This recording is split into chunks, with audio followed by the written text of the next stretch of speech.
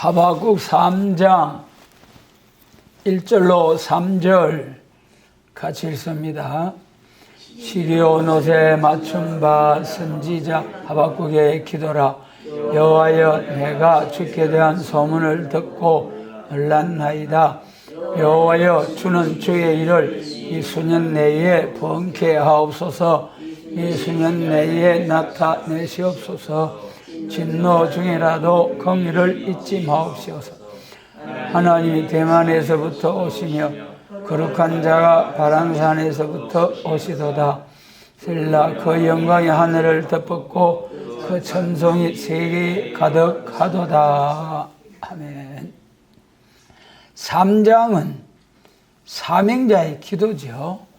우리 앞에서 하박국 한번 복습하고, 하박국서 전체는 정한 때를 보인 묵시, 1장은 심판하기 위하여 겨울자를 높이고, 2장은 택한 자를 구원하기 위해서, 영육 구원을 위해서 하나님이 묵시 말씀을 주시고, 그 말씀 받지 않으면 다 심판하고, 3장은 1장과 2장과 같은 시기가 올 때에 사명자는 어떻게 기도할 것인가, 사명자가 기도해야 할 것을 말씀을 하셨어요.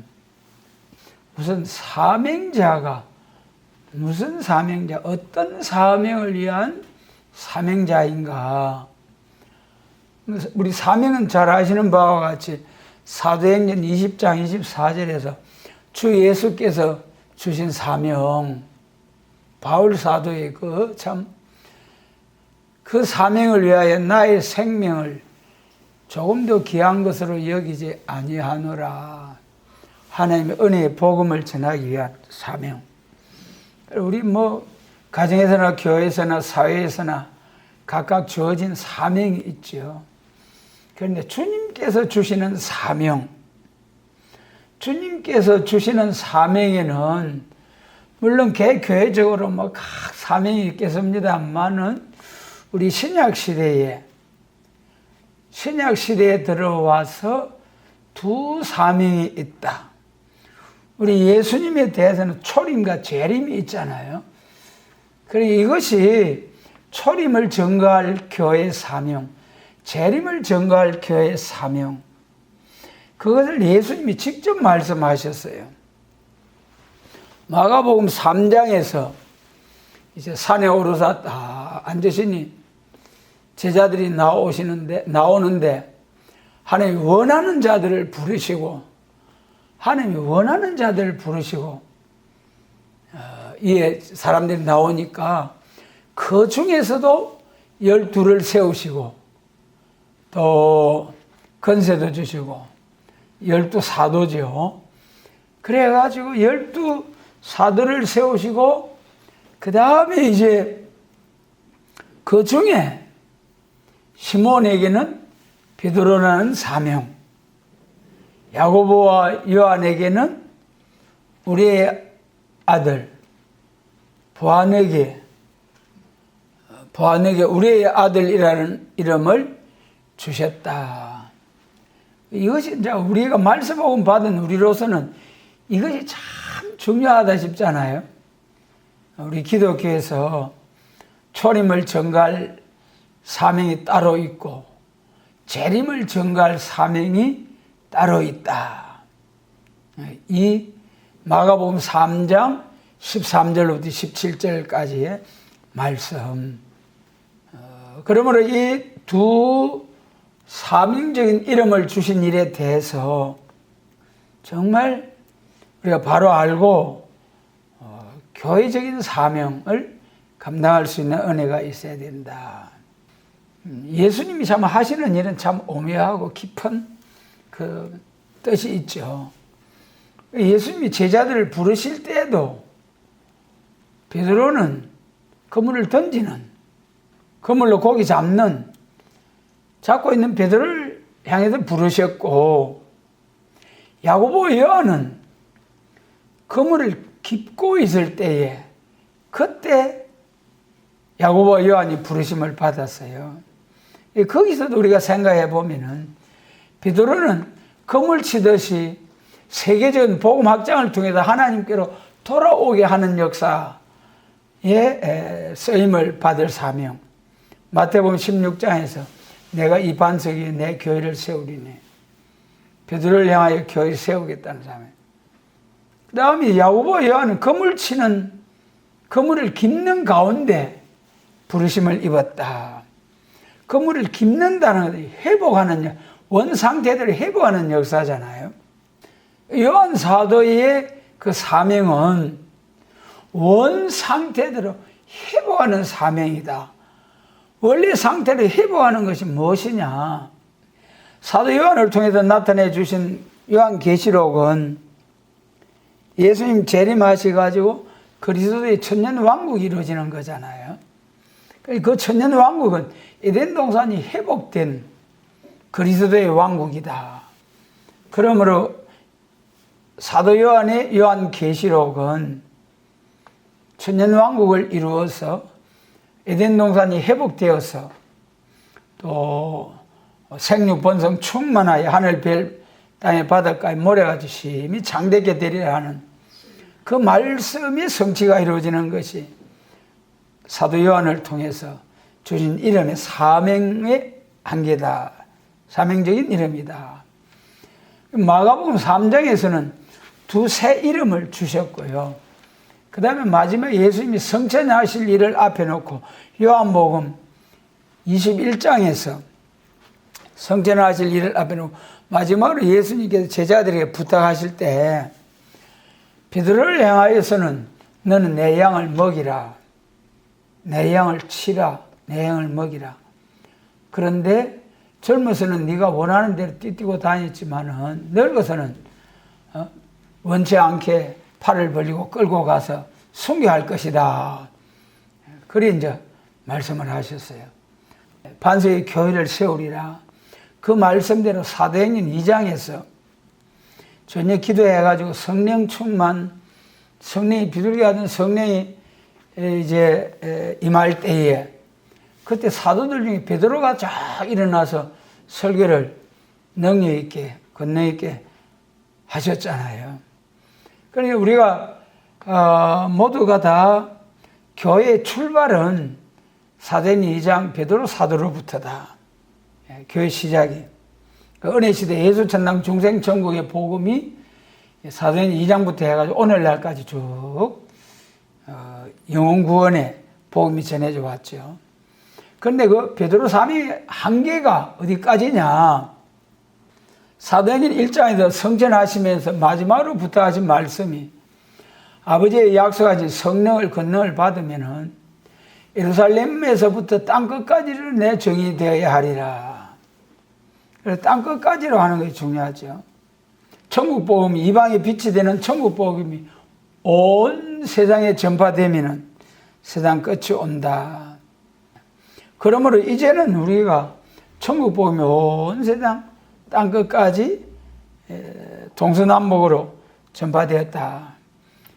그렇게 볼 수가 있고, 또 그의 마태복음 24장에 예수님의 재림에 관하여 제자들이 물었을 때에 징조에 관해서 쭉 말씀하셨잖아요. 오늘날 우리가 영안이 열려서 그 징조를 잘 분별할 수 있어야 됩니다. 징조를 잘 분별할 수 있어야 돼요. 징조를 보고 예수님의 재림을 예비하기 위해서 깨어있는 성도가 되어야 됩니다. 하박국 3장이 사명자의 기도. 그럼 사명자가 무슨 사명이냐? 우리 기독교의 초림을 전가할 베드로 사명, 재림을 전가할 요한의 사명이 두 사명이 있다. 예수님이 직접 사명적인 이름을 주신 것이다. 그잖아요. 그러면은 여기서 하박국 3장에서 사명자는 무슨 사명자냐? 예수님 재림하실 때 예수님의 재림을 영접할 사명자가 어떻게 기도를 해야 할 것인가? 그걸 말씀하신 것이 이제 3장이에요. 3장에서 우리가 보면은 한 6가지로 각성해야 되고 주의 일을 부응케 해야 되고, 진노 중에라도 긍휼을 받기 위하여 기도해야 되고, 또 기름 받은 자를 데리러 오시기 때문에 구원을 주기가 되네. 기름 준비를 해야 되고, 그 다음에 또 혹독한 경제적인 시련이 올 터인데, 그 경제적인 시련을 이기지 못하고 경제적인 시련을 이기도록 기도해야 되고, 그 다음에 피곤해서 기운이 지내서 야곱처럼 흙으로 돌아가는 인생이 아니고 세임받고 돌진하는 용사들이 되도록 해달라고, 그렇게 기도를 해야 된다. 그것이 이제 3장의 내용의 말씀이죠. 그러면 첫 번째 2절 상반절에 여호와여 내가 주께 대한 소문을 듣고 놀랐나이다. 놀라고 이 각성받아야 된다. 큰일 났다. 이렇게 생각이 들어야 된다. 무슨 일로 큰일 났다고 각성을 받아야 되느냐. 첫째 1장을 통해서, 하박국 1장을 통해서 인심이 악화되고 믿는 자들이 도무지 말세복음을 믿지 아니하는 그런 세대가 오고, 그 다음에 북방 세력이 극도로 강해지고 이제 북방 세력이 강해진다는 건 두 가지가 있죠. 군사적으로 강해지는 것, 계율적으로 침투해서 진지전으로, 초안전으로, 사상적으로 딱 정복해버리는 그런 역사가 있다. 북방 세력이 강해져가지고 세상을 치려고 할 때, 그 다음에 사람이 혼란에 빠져가지고 막 방황하게 되고, 거물치듯이 사람을 다 사상적으로 다 잡아가게 되는 그런 때가 온다. 오늘 우리나라 모습이죠. 우리가 세계 모습도 저 유럽의 뭐 차별금지법, 평등법을 통해서 교회가 무너지고 가정이 무너지고 전부 다 그런 것을 눈을 들어 밭을 보라 하신 그 예수님의 말씀을 따라서 우리 영안이 열려서 눈을 들어 밭을 보라 하신 말씀까지 세상을 바로 볼 수 있는, 우리의 판단이 흐리지 아니하고 우리의 분별이 잘못되지 아니하도록 정말 이때는 기도해야 할 때라는 거죠. 그래, 이러한 때는 1장에서 이제 12절에서 뭐라고 했습니까? 우리가 사망에 이르지 아니하리다. 영육 구원받을 때라는 것을 깨달아야 되고, 그 다음에 대적의 세력을 심판하실 때다. 악의 세력을 심판할 때고, 그 다음에 이제 경계하기 위하여 그를 두셨나이다. 이걸 이제 깨달아가지고 기도해야 된다. 그래도 여기 첫 번째 각성을 해야 된다. 각성을 해야 된다. 그러므로 이제 우리가 오늘날 세계의 모습, 세계 교회의 모습, 선지국가를 위하여 예배한 이 나라의 모습, 한국 교회의 모습, 제일로 우리가 각성받아야 할 것은 세계의 모든 부패의 원인이 종교 부패로 말미암아 양심이 마비됨으로, 양심이 하인맞음으로 아예 짐승 사상이 들어가지고 무신론 유물주의 사상으로서 세계가 싹 덮어 나올 때에, 그때 우리가 큰일 났다, 각성받는 일이 있어야 되겠다. 그런데 그보다도 더 중요한 것은 교회 지도자 부패로 말미암아 교회가 부패가 한다 했잖아요. 교회 지도자가 똑바로 서가 있으면은 교회를 바로 인도해 갈 수가 있는데, 교회 지도자가 부패를 해버리니까 밑에 교회가, 성도들이 바른 길을 찾을 수가 없게 된다. 이것이 이제 제일로 지금 때가 예수님의 재림을 위해서 깨어 예배하여 기도하고 말씀으로 무장하고 기도에 향채워야 할 때가 왔는데도 교회 지도자들이, 인도자들이 때를 분별하지 못함으로, 하나님은 때를 따라 양식을 나누시잖아요. 교회에서 합해지는 기도, 상달되는 예배를 드리지 못함으로 하늘 문이 닫혀지는 거죠. 그러니 교회 지도자 부패로 인하여 교회 부패가 오고, 교회 부패를 통해서 양심이 마비된 정치 부패가 오게 되고,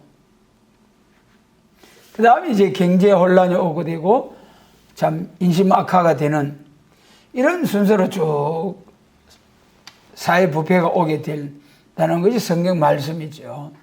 오늘 우리는 아무리 해도 한국 교회가 이 말세복음을 받아들이지 아니하는 이것이 큰 문제다. 앞에서 1장에 대해서 쭉 대충 말씀드린 바와 같이 그런 것을 보고도 이제 각성해야 되겠지만 교회적으로 이 예언의 말씀을 반대하는 이것이 참 큰 문제다.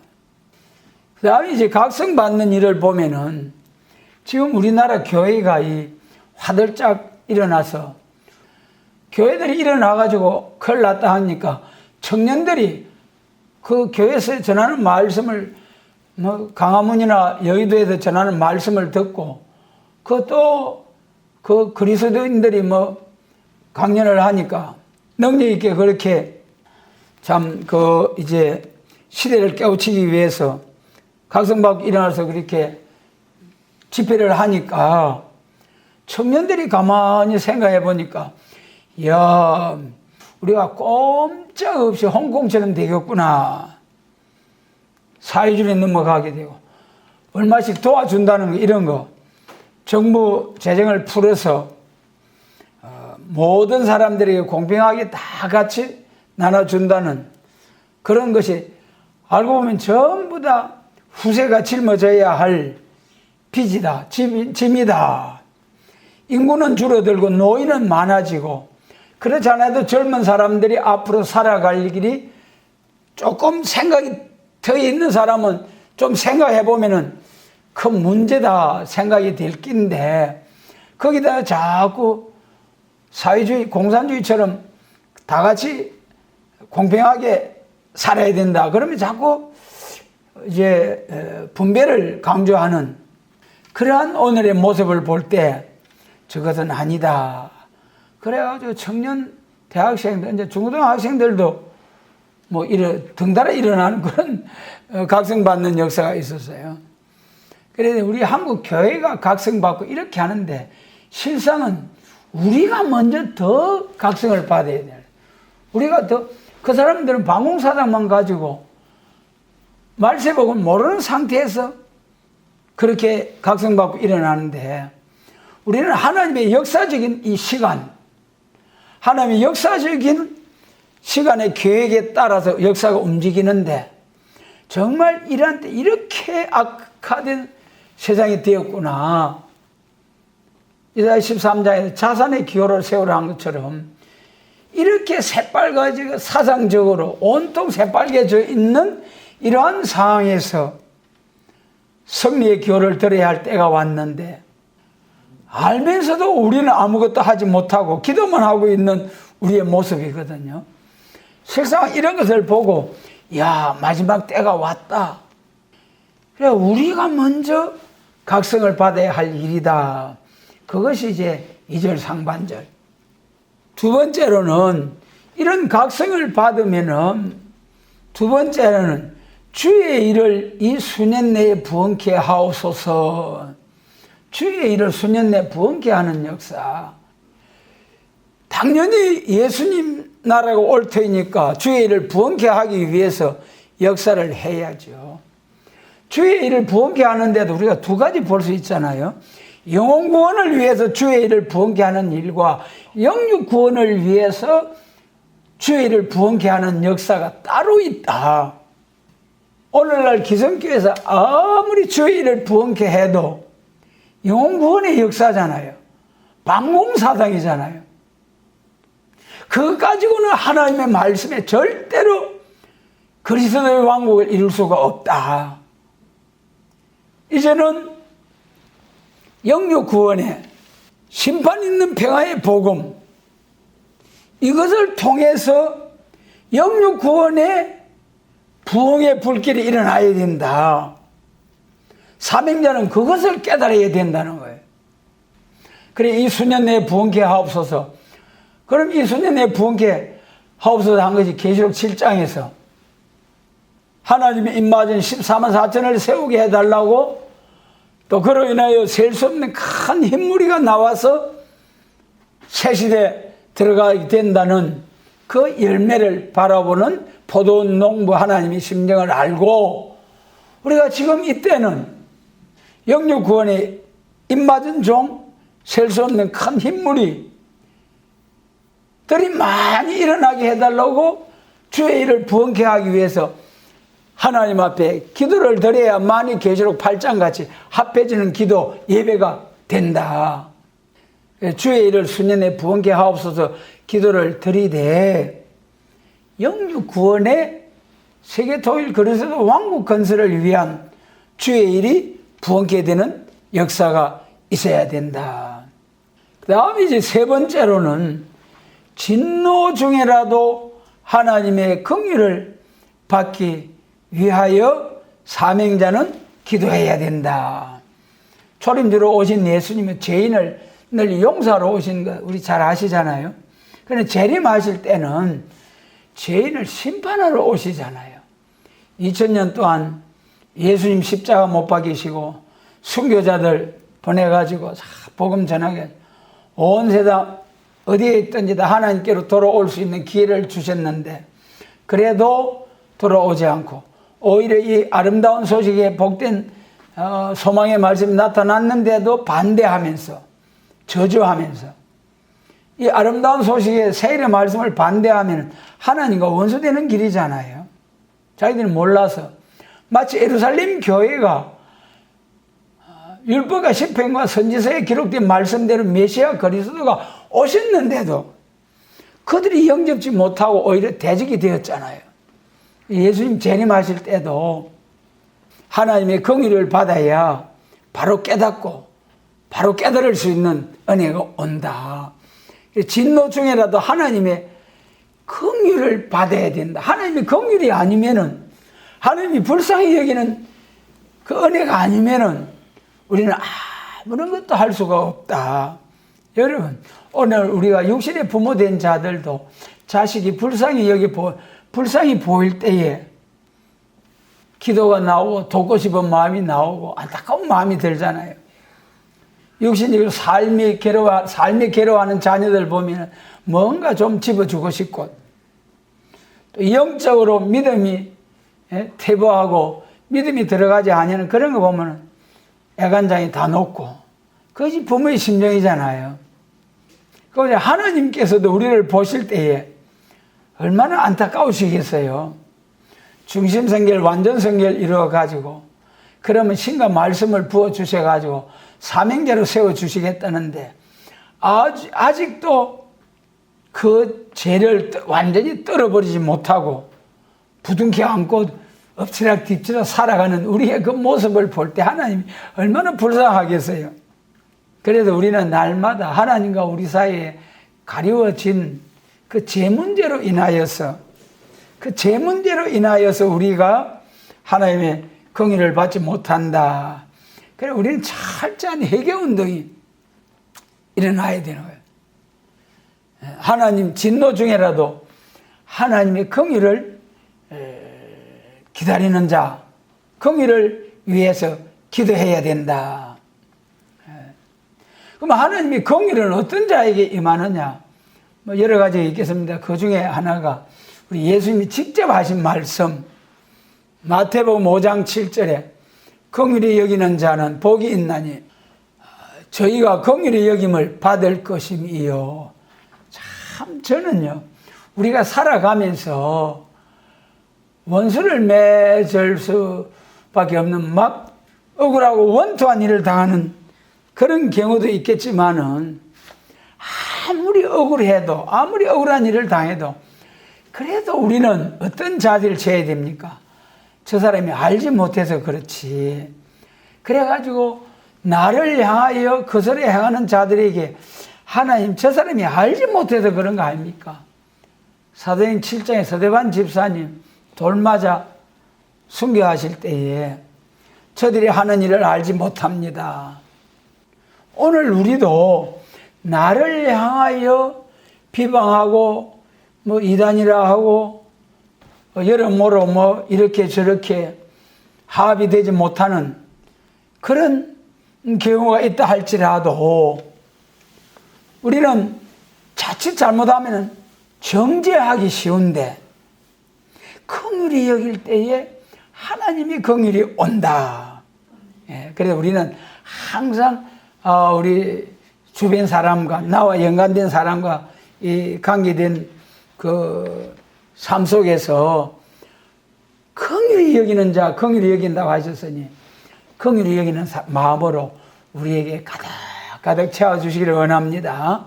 정말 우리가 하나님의 긍휼을 받기 위해서는 우리가 불쌍히 여기는 마음이 있어야 된다. 믿음이 약한 사람들은 아유 하나님 저 사람이 믿음이 약합니다. 또 경제적으로 신뢰를 당한 사람 아유 하나님 게을러서 그런 거는 하나님이 한방 쳐줘야 되겠지만은 열심히 노력하는데도 어려운 가운데 허우적거리는 사람들을 볼 때 하나님 도와주옵소서. 게으른 사람도 저 사람 좀 부지런하게 해주옵소서. 그래야 되지 않겠습니까? 그래 참 저는 또 한편으로는 달란트 머나 비유해서 한 달란트 받은 자, 한 머나 받아가지고 남기지 못한 자, 주신 것도 빼앗아가지고 많이 남긴 자에게 주셔버렸잖아요. 정말 게으르고 악한 자가 되어서는 큰일 난다. 부지런해야 된다.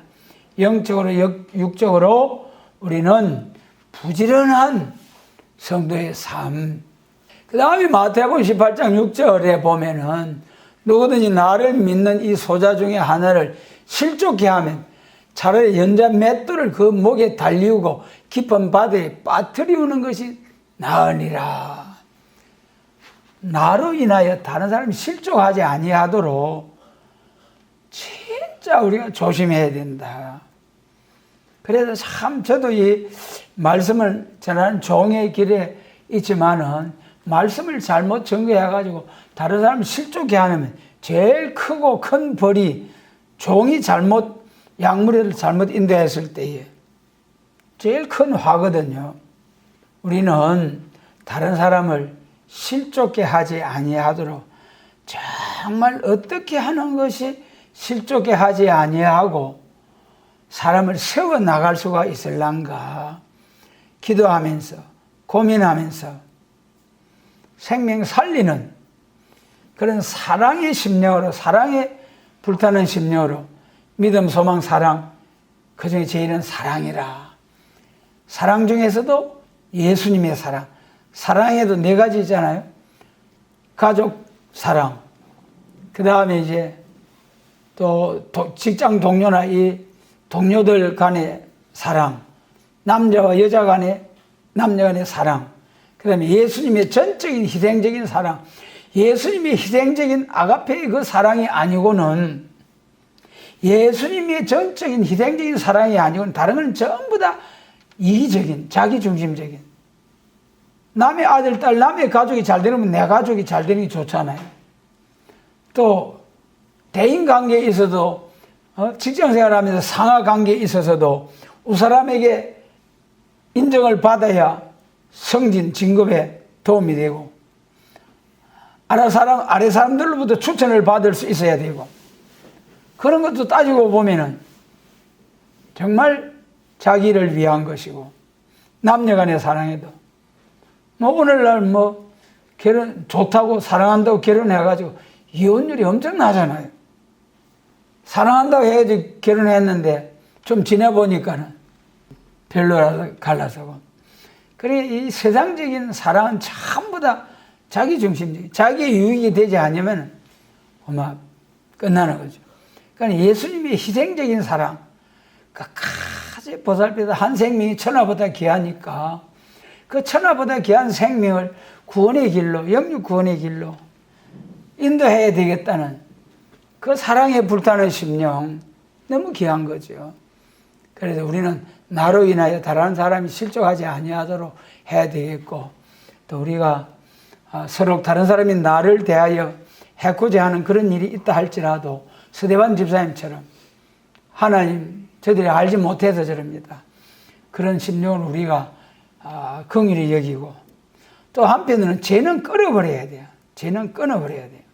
그 다음에 이제 네 번째가 기름 준비를 위하여 기름 준비된 자를 위하여 데리러 오시는데, 그러기 위해서는 우리가 기름 준비를 해야 되잖아요. 기름 준비를. 13절 같이 읽습니다. 하박국 3장 13절 같이 읽습니다. 주께서 주의 백성을 구원하시려고 기름받은 자를 구원하시려고 나오사 악인의 진머리를 치시며 그 기초를 끝까지 드러내셨나이다. 이제 예수님 재림하실 때는 기름받은 자를 구원하러 오신다. 기름받은 자. 그러게 성령 충만이죠. 초림대로 오신 예수님은 성령이 뭔지도 모르고 하나님 뭔지도 모르고 이방인들에게 전해가지고 구원을 받게 하는 역사. 그러니까 예수님의 재림을 증거할 사명자는 기름받은 자를 구원하러 오시는 재림하시는 예수님이시다. 그래가지고 우리가 먼저 기름 충만히 받아야죠. 그래야 다른 사람에 나눠줄 수가 있잖아요. 기름은 성령이시라는, 기름의 역사가 성령이시라는 것이 요한일서 2장 27절. 성령은 2번 부어준다는 것이 요한일서 2장 28절로 9절. 그 중에 요엘서 2장 29절에서 남종과 여종된 자에게, 성령으로 한번 기름 부음 받은 자에게, 또 한 번 종된 자들에게 성령의 기름 부음을 주신다. 기름 부음을 받을 때 충만히 받아요. 예수님 재림할 때 기름 받은 자가 누굽니까? 사명자잖아요. 하나님이 입맞은 종 14만 4천. 이사야 11장 2절로 3절, 그것이 남종과 여종에게 부어주신 성신의 역사.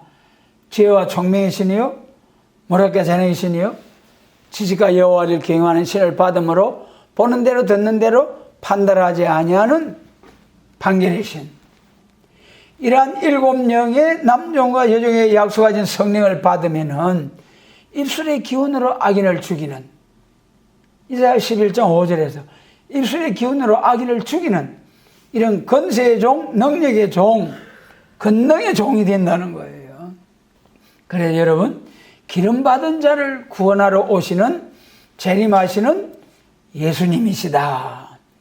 예수님 재림하신 데는 반드시 기름받은 자를, 종족들도 이제 기름받은 자들이 나와서 쫙 1260일 증거할 때에, 그때 종족들은 겨우 흰 옷만 입고 나오잖아요. 어린 양이 피에 옷만 씻어가지고 쫙 나오도 되는, 기름을 충만히 받지 못해도 따라만 오면 되는 거죠. 그래서 우리가 재림을 위한 사명자는 기름 준비를 위하여, 기름은 성신의 역사이다. 해산의 수고를 다해서 성령 받기 위해서 기도에 힘써야 된다. 성령 중에서도 남종과 여종에게 약속하신 성령. 성령은 진리의 영이시고 거룩한 영이시기 때문에 죄가 있으면은 근심하고 탄식하시는, 죄가 있는 곳에 성신이, 성령님의 역사가 강하게 일어날 수가 없어요. 그래서 우리는 죄를 싹 제해버릴 때에 하나님의 성신의 충만한 역사가 임해진다. 그래서 죄를 거두어버리는, 회개하는 역사, 완전히 죄와 상관없는 회개 운동이 일어나야 된다. 그 다음에 이제 다섯 번째는 경제적인 시련을 이기게 해달라고, 이기게 해주시기를 기도드려야 한다.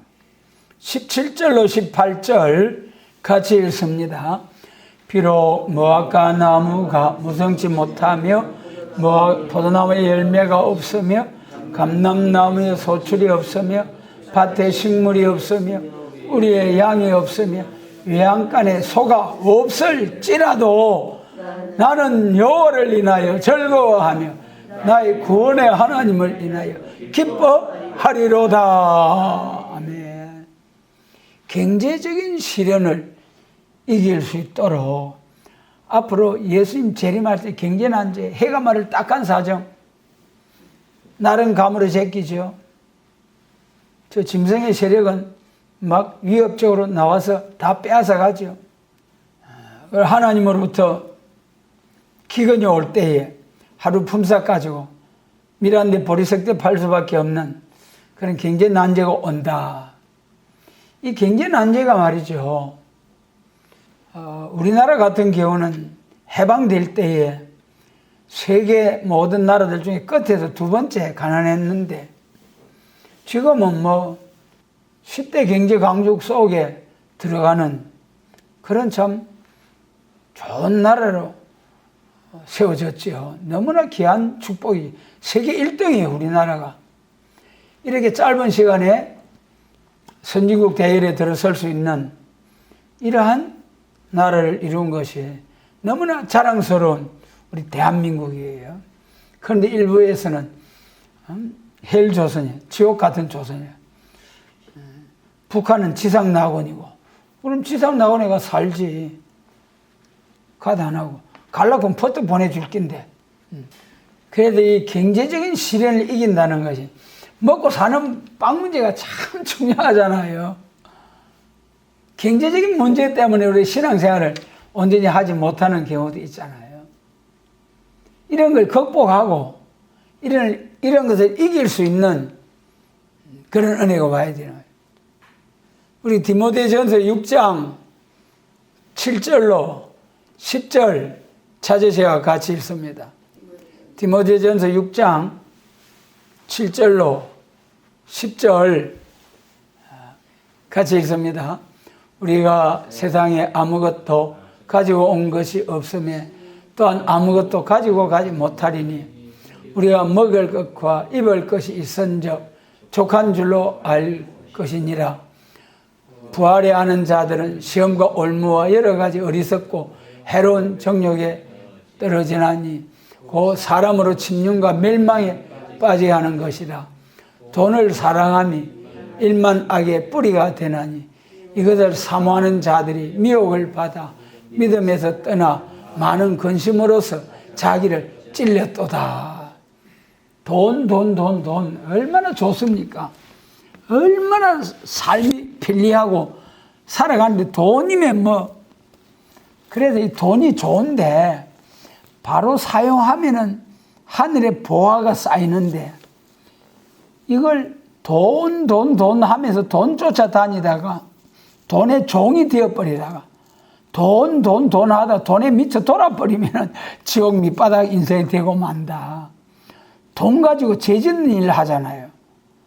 먹고 마시는 일에 여유로워지니까 먹고 마시는 일에 여유로워지니까 이제는 뭐 죄짓는 일에. 그런데 이제 돈을 쓰게 되는 그런 경제 방식이 경제적으로 살아가는 사람들이 있다.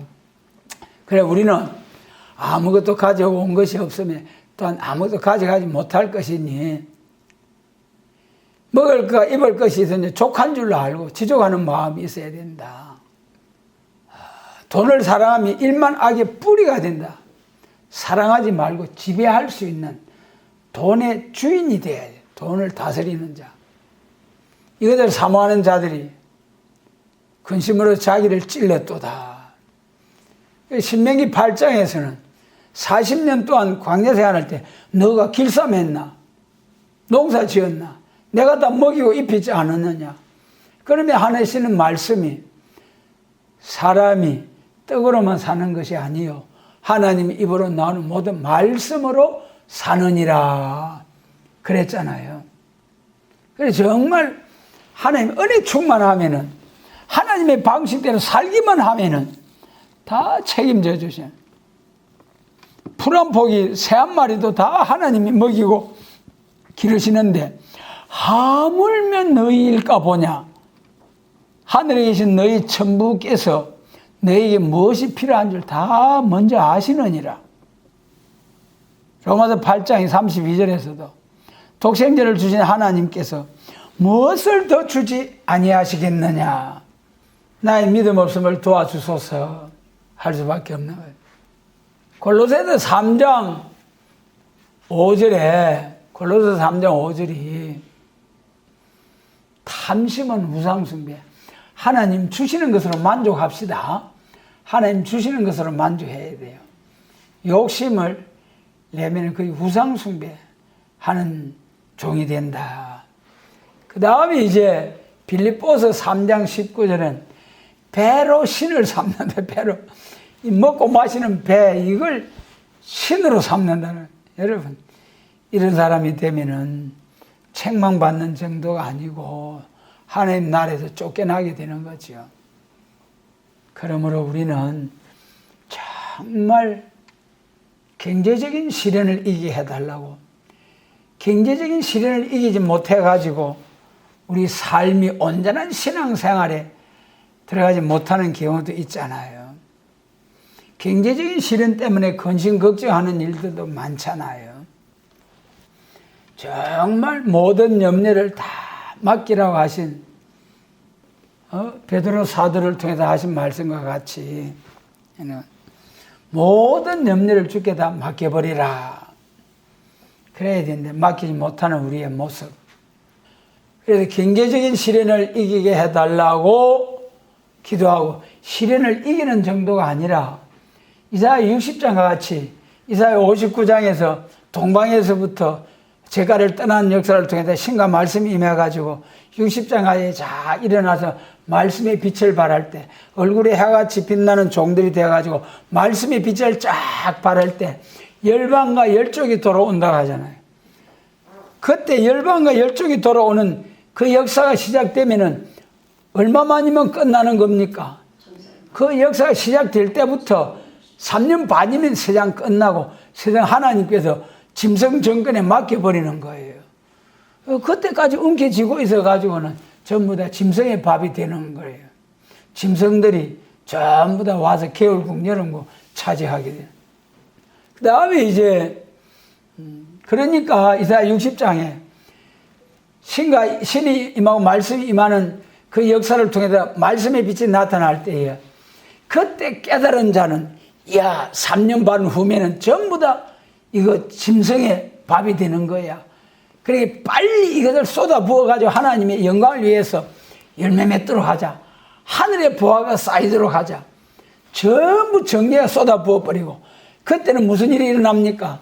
사도행전 2장과 4장 같은 유무상통의 역사가 나타나는 거예요.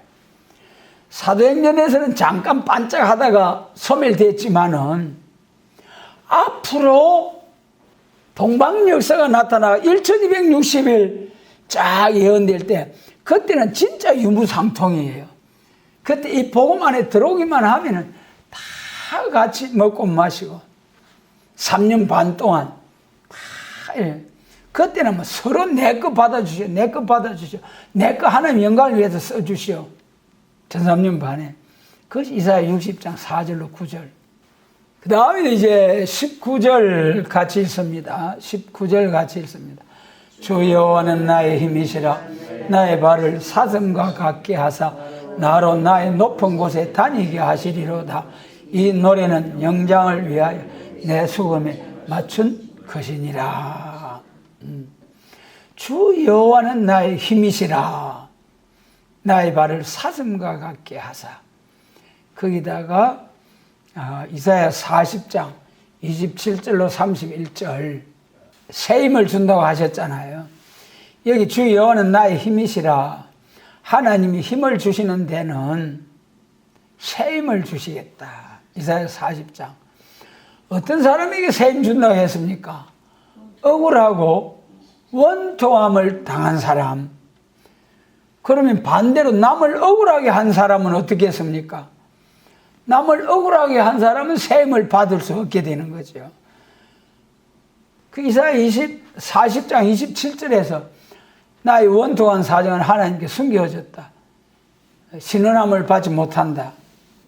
정말 하나님이 고난의 풀물을 통과하게 하시는, 낯을 돌이키시고 소시해버린 아내와 같이 버려두는, 그것과 같이 하나님의 도움을 받지 못한 것 같이 가련하고 빈핍하고 해가 말을 딱한 사정, 그런 과정을 거쳐 간 사람에게, 그런 과정을 잘 참고 견딘 사람에게, 억울하고 원통한 과정을 잘 참고 견딘 사람에게 소년도 청년도 넘어지고 자빠지되 오직 여호와를 앙마하는 자는 새 힘을 얻으리니.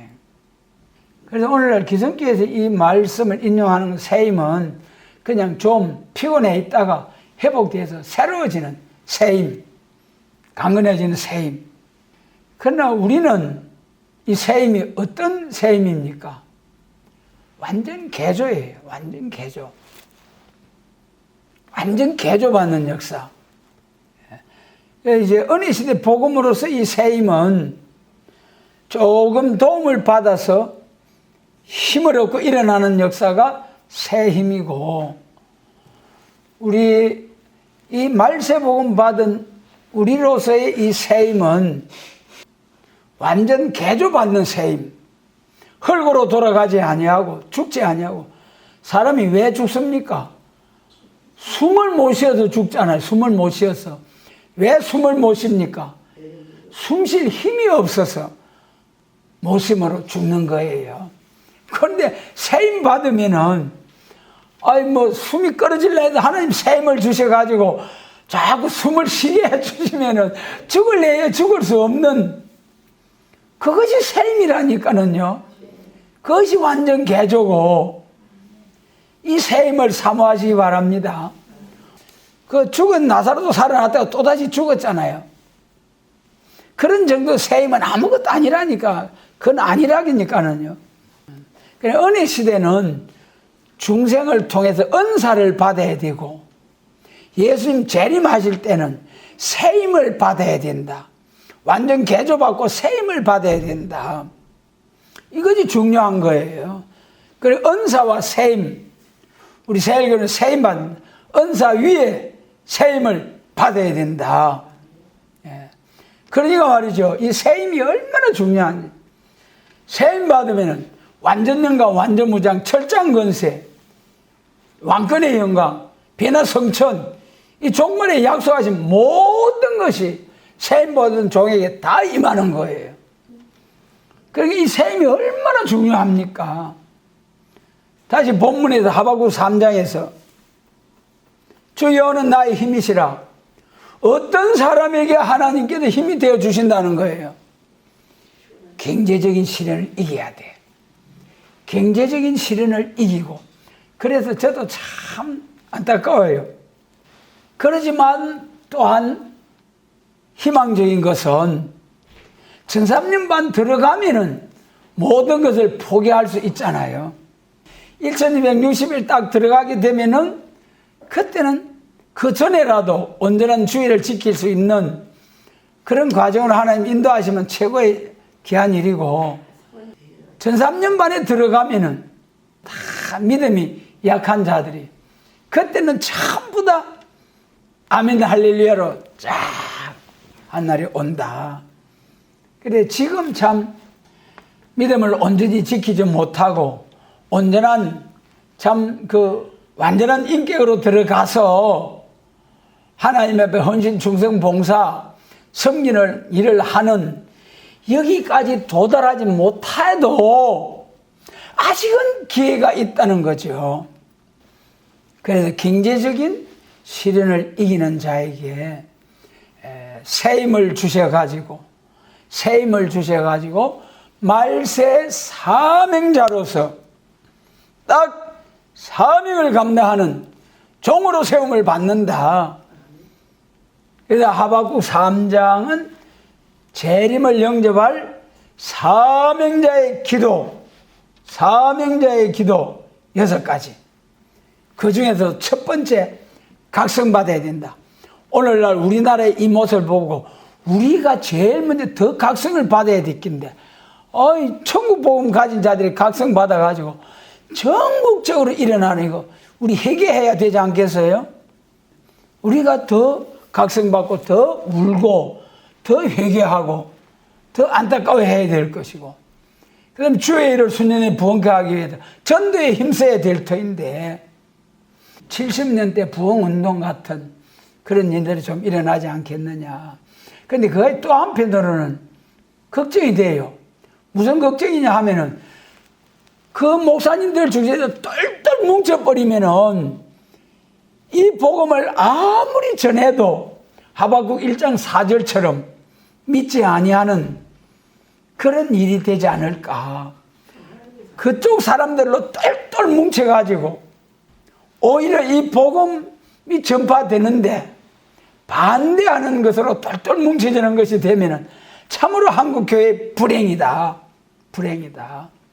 그래서 우리는 새 시대에 갈 복음으로 주의 일을 수년 내 부흥케 하는 기도, 그 다음에 진노 중에라도 긍휼을 잊지 않기 위해서, 긍휼함을 받기 위하여 기름 준비된 자를 구원하시러 오는 하나님 앞에 남종과 여종의 약속 가진 성령 충만 받아서 사명 감당하기 위하여 해가 말을 딱한 사진 경제적인 시련이 오는데 그때 하나님의 보호를 받기 위하여 피곤 없는 새 힘을 받아서 1260일 다시 예언하는 복된 사명을 감당할 수 있도록 전능하신 주님께서 사명자로 세워주시고 이런 사명자들을 많이 일으키는 우리 재단과 우리 모두가 되도록 축복해 주시기를 원합니다.